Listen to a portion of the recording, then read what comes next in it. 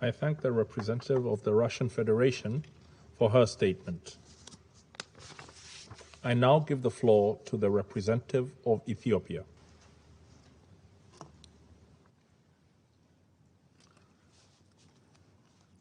Thank you, Mr. President.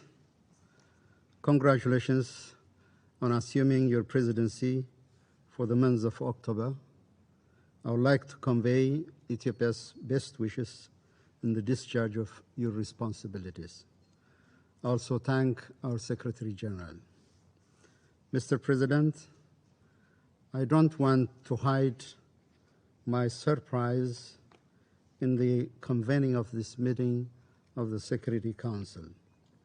We find it incomprehensible for this august body to discuss the decision of a sovereign state exercised within the domain of international law and sovereign prerogative. There have been several instances where governments had expelled UN staff and other diplomatic envoys for so many disclosed and undisclosed reasons. Did the Council ever meet to vindicate such a decision? Not to the best of our recollection. Mr. President, we truly hoped Council members would have the insight to leave this matter to the government of Ethiopia and the United Nations. At the outset, I would like to register our position that the government of Ethiopia is not under any legal obligation to provide justifications or explanation for its decisions. Excellencies, we are obliged to make reference to the basic norms of the United Nations and its humanitarian operations. The General Assembly resolution on guiding principles for humanitarian assistance, 46/182, provides the sovereignty, territorial integrity, and national unity of states must be fully respected in accordance with the Charter of the United Nations. The most fundamental element of the sovereignty of the state has to do with their prerogative to determine who enters, remains in, exists in their territory. When we appeal for support and work with the UN or other humanitarian operators, we have not foregone this fundamental right. Therefore, the government will continue exercising its due right and responsibility on monitoring and screening all humanitarian operators in Ethiopia. Any suggestion to the contrary is unacceptable. As to the legality of the decision, leaving the details aside, the UN itself can be quoted for arguing decisions of persona non grata apply to the UN as well. Mr. President, when it comes to the obligation of UN staff, the rules are unequivocal. Article 101, paragraph 3 of the UN Charter provides all staff members employed by the United Nations must have the highest standards of efficiency, competence, and integrity. In the context of humanitarian operations, integrity entails adhering to principles of neutrality, impartiality, humanity, and independence. It also requires respect for the laws and police power of the host state. Furthermore, they must respect the Code of Conduct of UN, which, among others, provides the following. First, UN staff shall neither seek nor accept instruction from any government or from any other source external to the organization. Second, staff members shall not use their office or knowledge gained from their official functions for private gain, financial or otherwise, or for the private gain of any third party, including family, friends, and those they favor. Third, staff members shall not communicate to any government, entity, person, or any other sources any information known to them by reason of their official position. These cardinal principles, for the safeguard of which UN staff enter a solemn oath and swear on their conscience, mean that in the presence of contradicting views, competing interests, political pressures, and all forms of temptation, the UN staff will remain neutral. In the presence of deceit, coercion, and vested interest, they will preserve their independence. and the existence of consideration that may appear to be reasonable base for decision, UN staff will be guided by humanity only. The UN staff, Ethiopia expelled, sidelined their oaths, the rules of professional conduct, and the principles of humanitarian assistance. Mr. President, let me cite few examples among the multitude of transgressions that we selected with great care and caution. Needless to say, the misconduct of few individuals doesn't speak to the professional and able team of the UN in Ethiopia or anywhere else. Rather, it speaks of the serious ethical dilemma that existed in the humanitarian operation in Ethiopia for the past 11 months. These individuals executed the conspiracy created by TPLF and its member to generate an image of extreme casualty that warrants quote-unquote humanitarian intervention and rescues the criminal group. To use their own words, they were looking to create a Darfur-like situation. They suddenly and overnight created 1 million victims of health disaster, while OCHA country office reports 2.8 million people that need emergency health assistance. The main OCHA office was made to report 3.8 million, only because that level of inflation of misery was needed to elevate the crisis to level 3. They categorized the situation in Tigray under IPC 5, based on data collected from a region of 6 million population by a single FAO staff and interpreted by 2 UN staff that are Ethiopian and open TPLF supporters based in Rome. They assisted in fabrication of false allegations submitted to the UN Security Council as a white paper. The white paper contained unfounded allegations, including the use of hunger as a weapon, and preferred the need to apply Resolution 2417/18. The former head of OCHA was made to report to this council 152 Ethiopians died due to food shortage, while such incident had never occurred. They made up the data and went to the extent of disinforming this global security body. About 2 weeks ago, they reported 12 individuals died of hunger in an IDP camp, while the organization running the IDP camp, an internal organization itself, came out and stated the allegations are simply false. They implored UN agencies to conduct investigations outside of their mandate to meet the instruction of TPLF to generate exhibits matching the false allegation released on medias and to supposedly substantiate a case before the ICC. They didn't even show mercy to victims of gender-based violence. First, in violation of the protection of protocols of safe houses for victims of gender-based violence, they invited TPLF armed men and militia to the safe houses. In addition, they exposed the safe house before an international media and invited interviewers and interrogators to safe houses to intimidate victims and elicit testimonies. This, Mr. President, is happening in a city where close to 13,000 detainees and prisoners were released with absolute impunity, and thousands of armed youths are roaming in the streets, already creating terror on residents. These individuals recorded a UN staff meeting and gave a copy to TPLF for the sake of providing it with material it could use to back its false allegations. These individuals openly celebrated and make other UN staff cheer the so-called victory of TPLF and the withdrawal of the National Defense Forces from Tigray. They openly conducted activism in support of TPLF, a group proscribed as terrorists, and make political statements that instigate violence and inflame the conscience of the Ethiopian public. They assisted siphoning food, medicine, communication equipment, all other essential supplies and equipment and transfer to TPLF.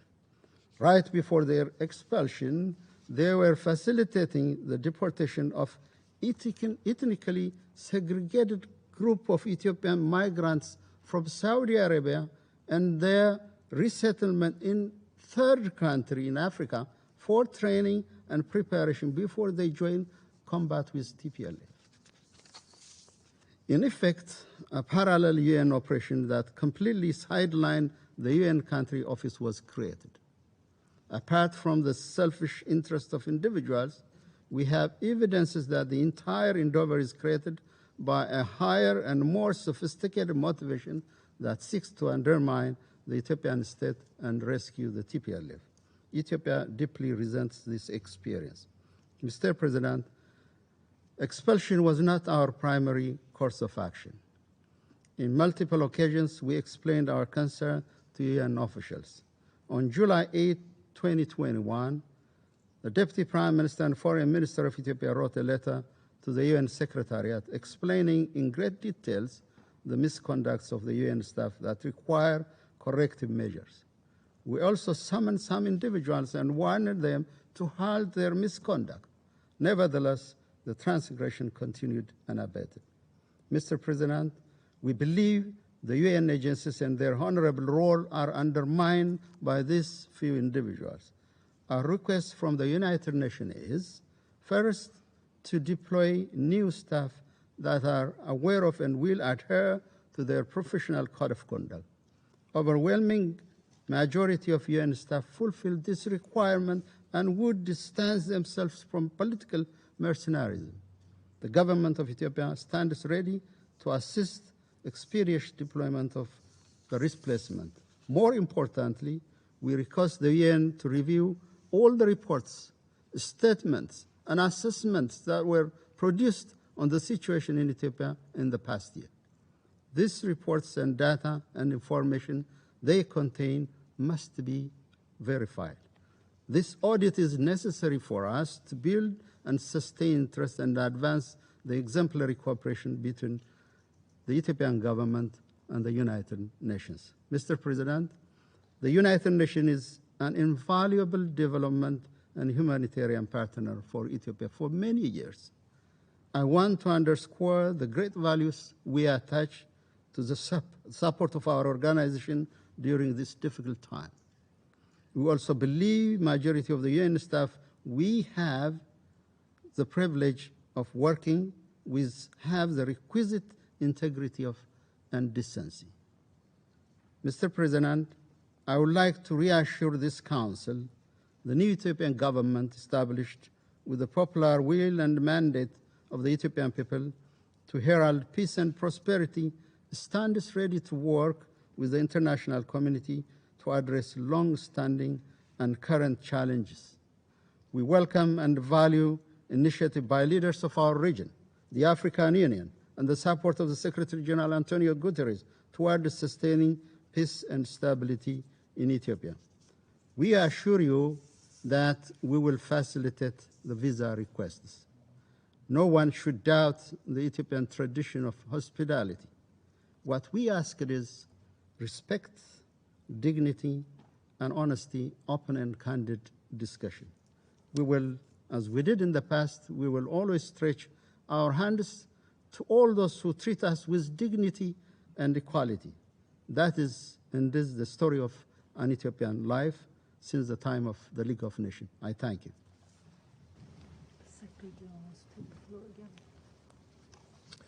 I thank the representative of Ethiopia for his statement and invite the Secretary General of the United Nations to take the floor.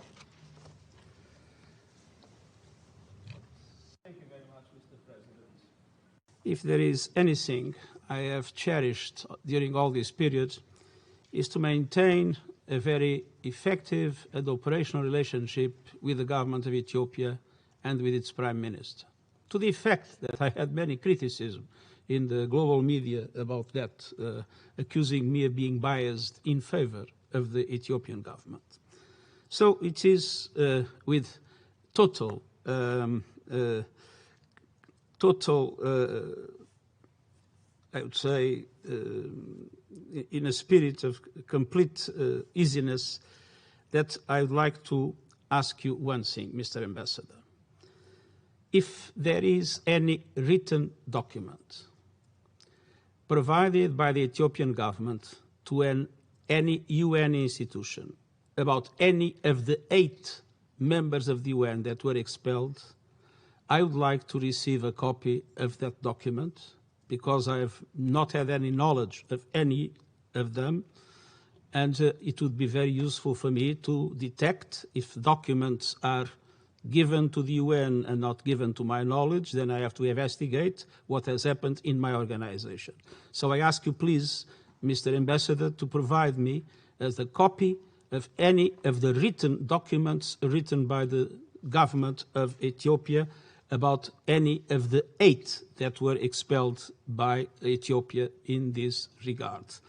And I would recall that twice I told the Prime Minister that if there were concerns about lack of, I'd say, lack of impartiality of the UN staff, that I asked him, please send me those situations for me to be able to investigate. Twice I asked it to the Prime Minister. Until now, I had no response to these requests. And so, for us, the question is very simple. We believe that Ethiopia has not the right to expel these 8 members of the UN. We believe Ethiopia is violating international law in doing so.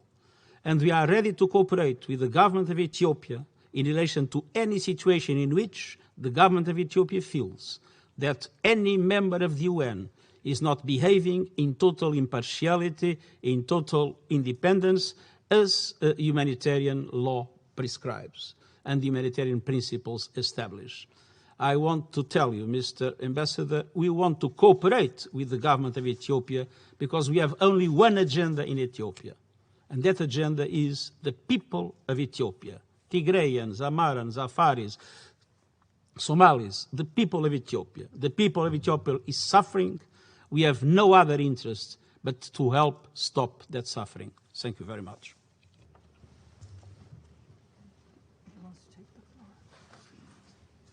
I thank the Secretary General for his further clarification. The representative of Ethiopia has asked for the floor to make a further statement. I give him the floor. Thank you, Mr. President.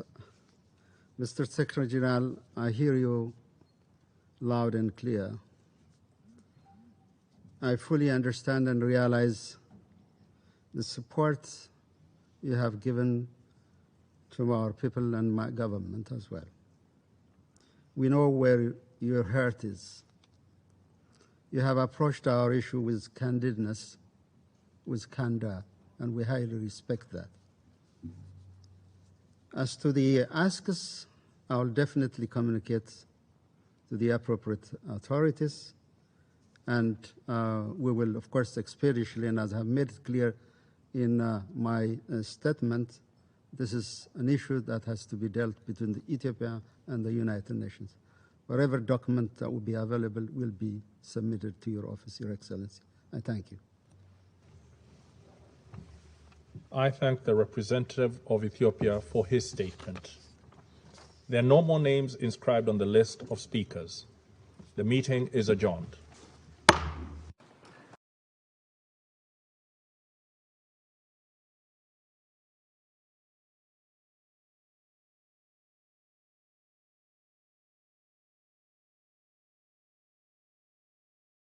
ስድስተኛው የህዝብ ተወካዮች ምክር ቤት ልዩ ስብሰባ ነበር እንደዛ ብንለው ይሻላል እሺ እዛ ስብሰባ ላይ